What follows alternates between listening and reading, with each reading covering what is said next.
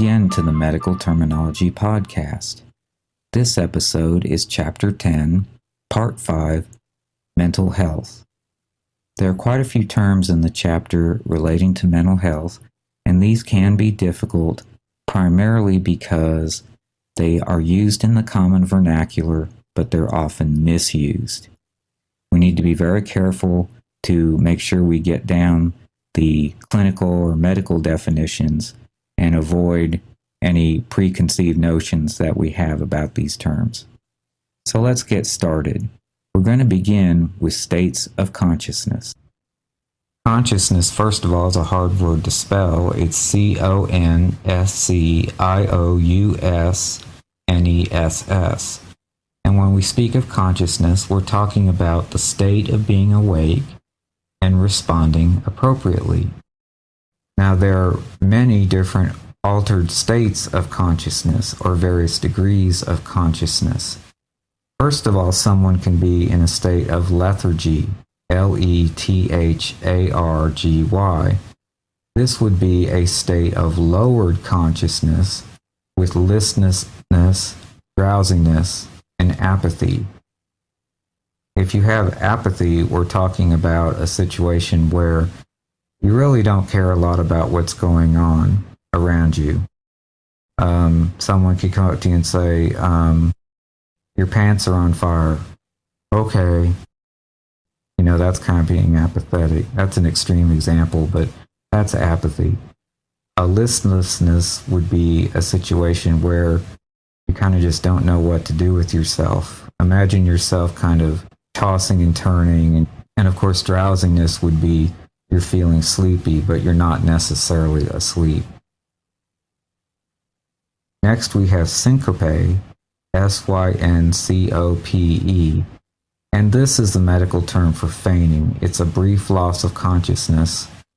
It lasts a few minutes, and then it's over. The next term is a stupor, S-T-U-P-O-R. This is an impaired awareness of environmental stimuli. So things can be happening around you, but you're not really aware of it. You're not aware of noises, sound, sight, anything that's going on around you. You're not really aware of it. Somnolence, S-O-M-N-O-L-E-N-C-E. It has that word part somno in it, which relates to sleep. Somnolence is an unnatural sleepiness. You do have awareness of environmental stimuli, but you're just very, very sleepy, almost unconscious, but you do have some awareness of environmental stimuli. You'd respond to noises or if you were poked or something, whereas someone in a stupor is not so aware of what's going on. Then we have a coma, C-O-M-A. Coma is a deep state of unconsciousness where you have no awareness of environmental stimuli. And finally, we have persistent vegetative state. This is a type of a coma.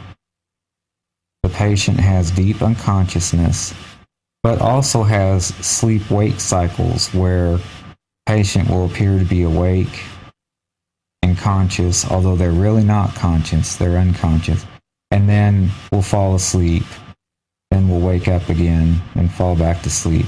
And it appears like there's a normal sleep-wake cycle, but all the time the patient is still in a coma, deep state of unconsciousness, no real awareness of environmental stimuli. Another term that relates to mental functioning is cognition, C-O-G-N-I-T-I-O-N. And cognition refers to the mental activities that are associated with thinking, learning, and memory. Now, we can have some states where cognition is impaired. One of those is dementia, D-E-M-E-N-T-I-A. This is where a patient has a decline in cognition, that is their thinking, learning, and memory, and also may have changes in personality. And of course, we tend to associate this with aging. Some diseases can cause dementia also. And a second situation where we can have impaired cognition is delirium. Delirium. In delirium, the patient is confused, is anxious, and is unable to think clearly. Okay, now we're going to try to review a little bit here. First of all, what is the term that means we are in the state of being awake and responding appropriately?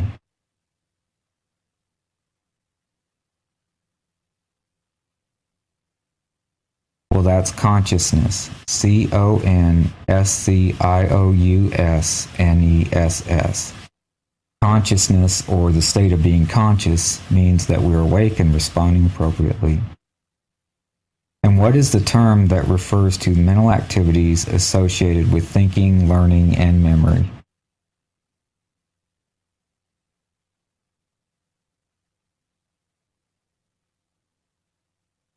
That's cognition. Cognition.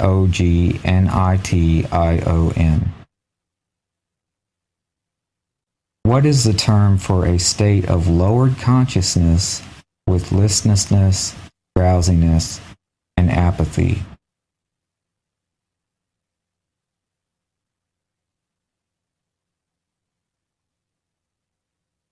That would be lethargy.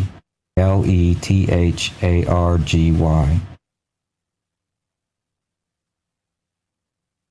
What is the term for an unnatural sleepiness, but we have awareness of our environmental stimuli?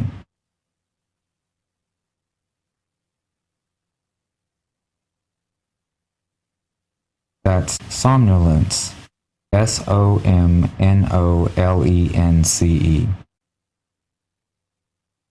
What is the term for a deep state of unconsciousness where you have no awareness of environmental stimuli?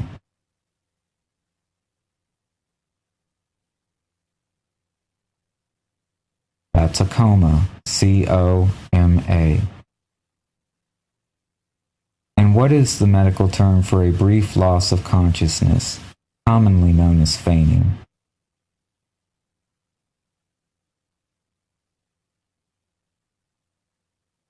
That's syncope. Syncope. What is the term for an impaired awareness of environmental stimuli?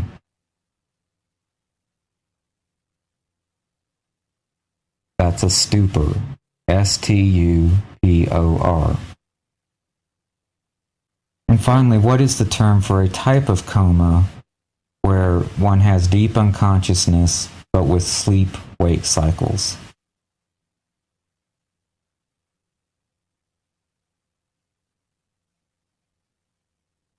Well, that's a persistent vegetative state. What is the term for a decline in cognition that's accompanied with changes in personality?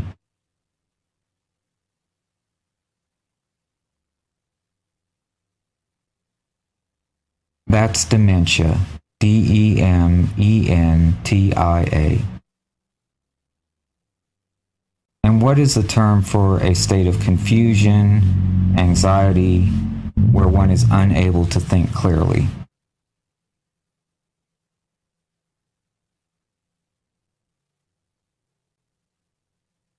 That's a delirium. Delirium.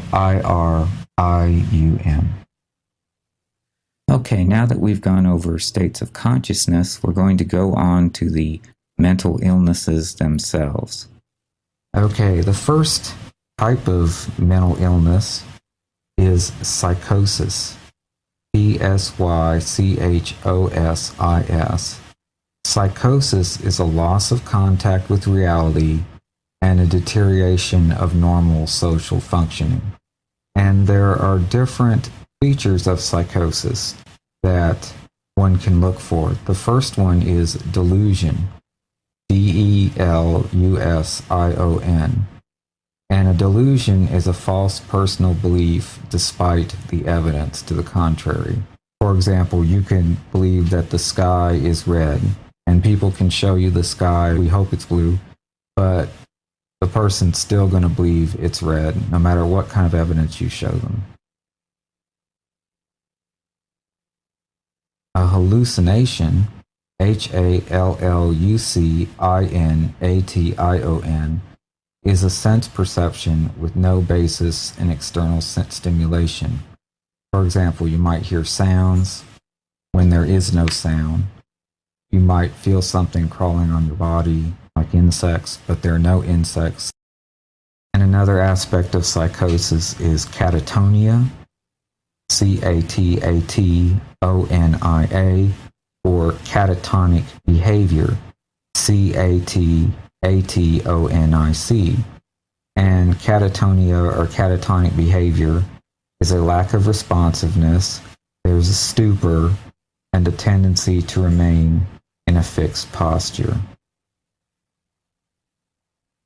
And the next class of mental illnesses are the mood disorders. And the first one is depression, Depression.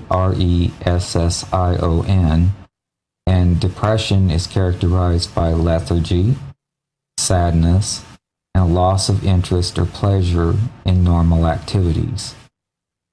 And for this to really be a clinical depression, it has to last for some period of time and has to really interfere with your life.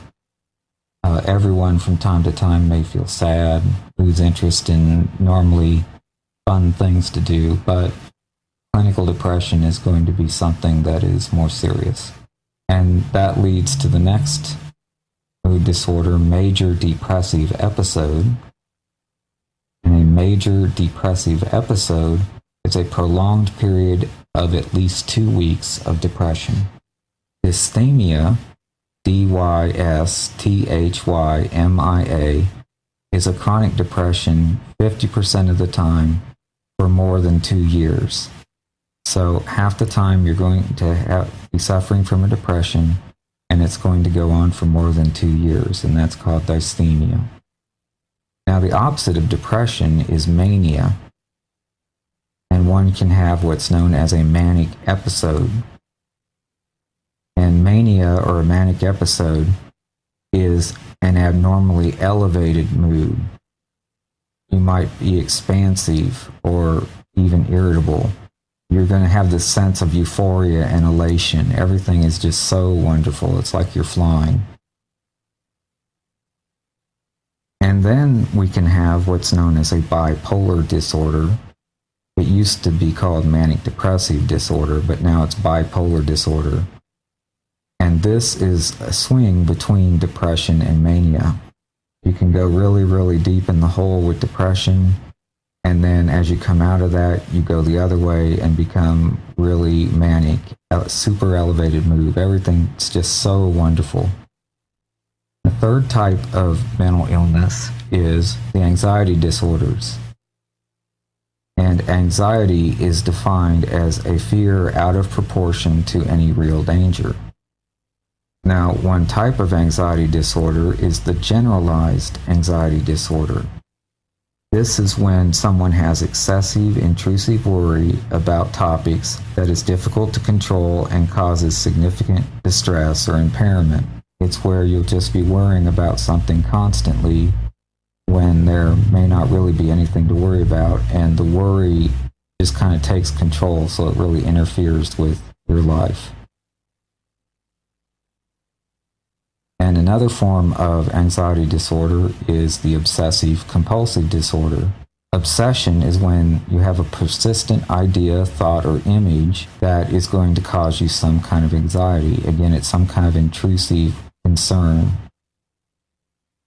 A compulsion is some kind of repetitive mental act or behavior performed to prevent or reduce the anxiety or stress.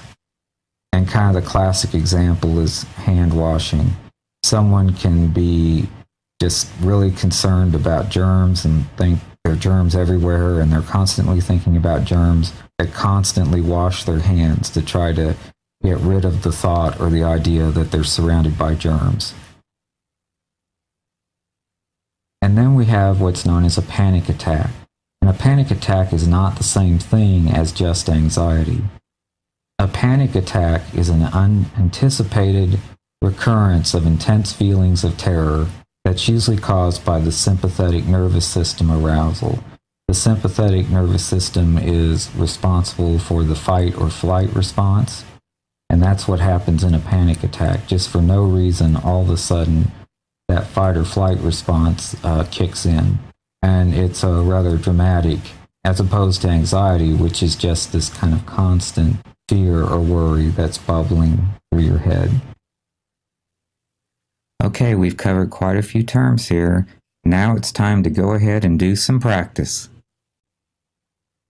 Which type of disorder is a state of lethargy, sadness, loss of interest or pleasure in normal activities?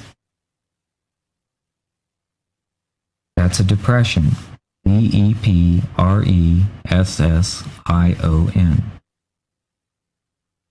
And what type of disorder is characterized by fear out of proportion to the real danger?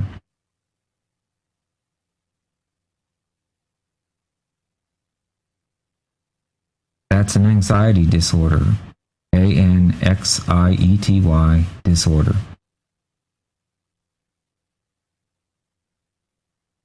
What kind of disorder is characterized by a loss of contact with reality and the deterioration of normal social functioning?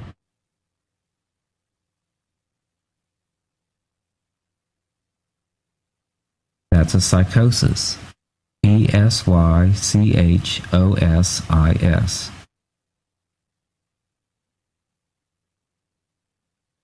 What is a sense perception with no basis in external stimulation?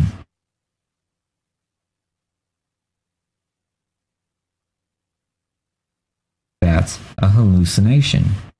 HALLUCINATION. What is an obsessive compulsive disorder?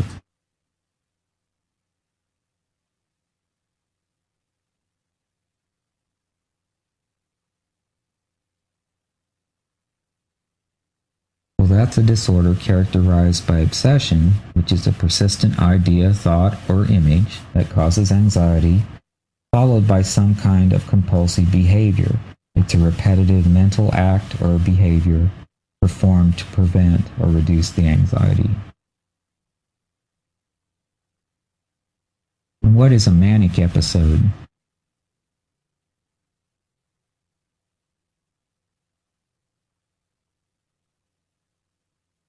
That's when one has an abnormally elevated, expansive, or perhaps irritable mood. And what is the term that's used to describe someone who has swings between deep depression and mania?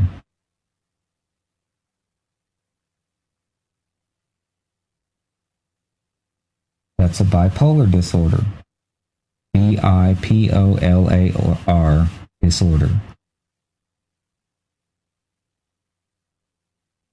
What is a false personal belief despite evidence to the contrary?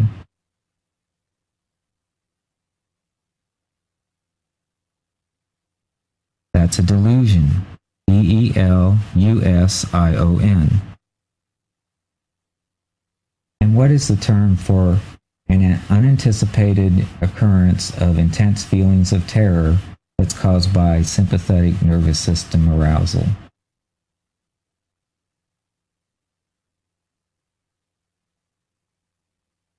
That's a panic attack. PANIC attack. ATTACK. And what is the term given to a depression that lasts for a prolonged period of at least 2 weeks?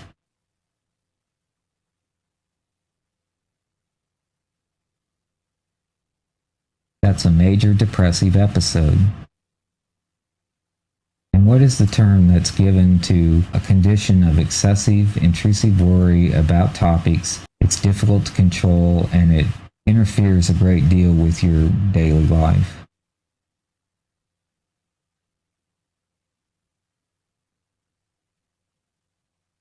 Well, that's the generalized anxiety disorder. what is a or behavior characterized by a lack of responsiveness, a stupor, and a tendency to remain in a fixed posture?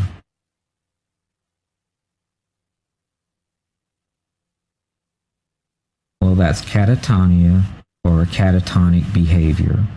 Catatonia is C-A-T-A-T-O-N-I-A, and catatonic behavior would be C-A-T-A-T-O-N-I-C behavior. And what is the term for a chronic depression 50% of the time that lasts for more than 2 years?